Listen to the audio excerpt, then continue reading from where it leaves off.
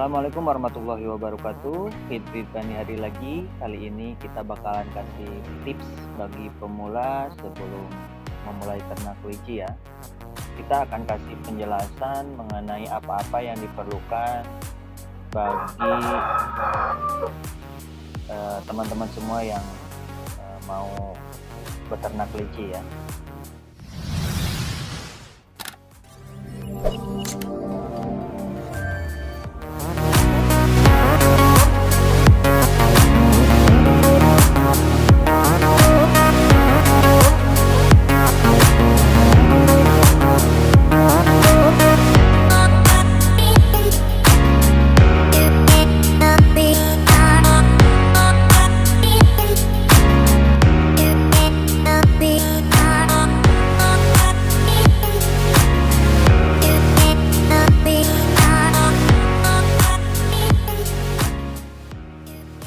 Nah teman-teman, tips yang akan saya bagikan ini adalah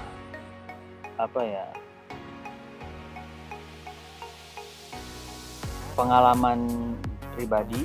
Jadi buat teman-teman yang mau beternak kelinci ada beberapa tips ya yang nanti saya kasih. Itu tips bagi pemula sebelum memulai ternak kelinci ya. Yang pertama adalah niat ya teman-teman. Jadi niat yang udah bulat itu harus jadi awal modal utama ya. Jadi kalau kita udah punya niat untuk beternak, maka jadilah peternak yang baik ya teman-teman. Saya juga berawal dari 2 ekor, 4 ekor sampai sekarang mau 1,5 tahun ya. Saya baru pemula juga. Jadi mungkin insya Allah bisa memotivasi teman-teman semua di rumah untuk beternak kelinci juga ya. Nah, pengalaman saya dengan niat yang kuat itu membawa saya dibilangnya jadi alhamdulillah berkembang ya, karena dengan niat yang tekad bulatnya itu. Mulai dari 2 ekor dengan kandang kayu, alhamdulillah sekarang walaupun tidak banyak, ada sekitar 20 ekor yang sebagian sekarang kandangnya sudah memakai galvanis ya teman-teman.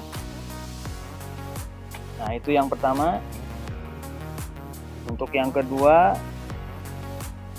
pasti modal ya. Jadi untuk tips yang kedua untuk sebelum memulai ternak kelinci ada modal ya teman-teman. Jadi saya menggunakan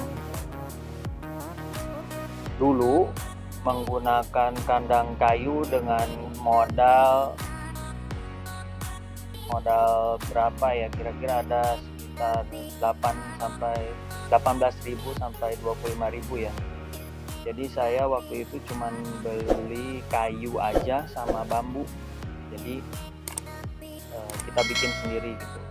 Nah itu modal juga harus ada ya, modal yang kedua. Terus modal pengadaan untuk pakan juga beda lagi ya teman-teman. Terus modal untuk pengadaan bibit ya, bibit kelinci.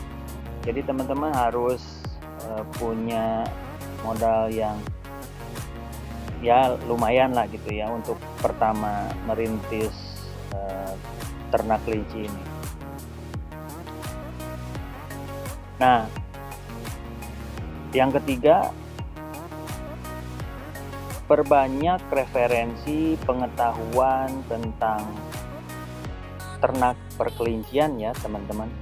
Jadi kita niat udah ada, modal udah dapet, kita baca tuh referensi, ada beberapa referensi dari buku ataupun dari YouTube ya, banyak tentang cara-cara atau tutorial dan tips yang lainnya tentang dunia perkelincian. Nah, teman-teman bisa belajar dari situ juga, istilahnya otodidak ya, sekaligus bisa tanya langsung ke narasumber yang sekiranya ada materi yang tidak dimengerti ya. Jadi banyak referensi untuk peternak kelinci ya teman-teman. Jadi mudah-mudahan dengan kita banyak referensi, kita bakalan tahu kendala memelihara kelinci itu seperti apa, atau mungkin ada masalah-masalah yang lain berkaitan sama kelinci. Jadi memperbanyak referensi ternak kelinci itu memang diperlukan juga ya teman-teman. Nah, untuk yang keempat di catatan saya, yaitu tips sebelum memulai ternak bagi pemula ini adalah kandang ya, seperti saya sebutkan tadi. Jadi modal untuk membuat kandang, obat-obatan itu harus ada ya. Jadi harus menyisihkan dari sekarang jika teman-teman memang mau merintis di dunia perkelincian ya, ternak kelinci. Nah, teman-teman di sini juga bisa bisa selain kandang dan obat-obatan, bisa mencari alternatif lain ya. Mungkin bisa dari masukan-masukan dari senior yang udah lama yang berkecimpung di dunia perkelincian, untuk bisa menanyakan bagaimana sih kandang yang bagus buat kelinci, kandang yang ideal, obat-obatan ketika kelinci kembung atau mencret dan sebagainya. Nah, itu teman-teman juga bisa menanyakan ke senior-senior yang lain ya, yang sudah lama berkecimpung di dunia perkelincian. Jangan lupa modal kandang ya, dan obat-obatan dan sebagainya. Nah, untuk yang kelima terkait dengan 4 tips yang tadi disebutkan, niat, modal, referensi, dan kandang, yaitu yang kelima adalah jenis dari kelinci yang mau teman-teman ternakan ya. Jadi kalau saya memang kelinci yang saya punya adalah lokal ya, kebanyakan lokal, karena memang saya hobi pertamanya di kelinci lokal ya. Jadi mungkin teman-teman juga tidak menutup kemungkinan untuk kelinci pedaging atau kelinci hias, mungkin bisa ya. Jadi jenis kelinci yang diternakan itu kita juga harus tahu ya teman-teman. Jadi jangan sampai kita buka referensi ternak kelinci tentang pedaging, tapi kelinci yang kita ternakan hias. Memang agak sedikit berbeda ya, memang korelasinya ada, cuman agak sedikit berbeda cara penanganannya, karena memang untuk kelinci hias perawatannya berbeda sama kelinci pedaging. Tapi tidak menutup kemungkinan teman-teman untuk belajar ya, mau kelinci pedaging atau kelinci hias, teman-teman juga bisa belajar ya gitu. Tapi untuk di kandang ini saya pribadi kebanyakan adalah lokal ya. Jadi jenis yang saya ternakan memang jenis lokal untuk menjual anakan ya. Nah, untuk yang keenam, tidak kalah penting adalah menjalin silaturahmi dengan para peternak kelinci yang lain ya teman-teman.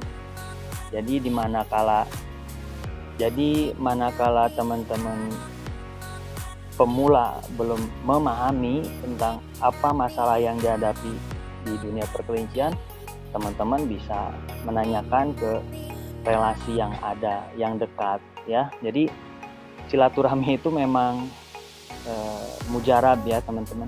Jadi ambil sisi positifnya dan abaikan sisi negatifnya.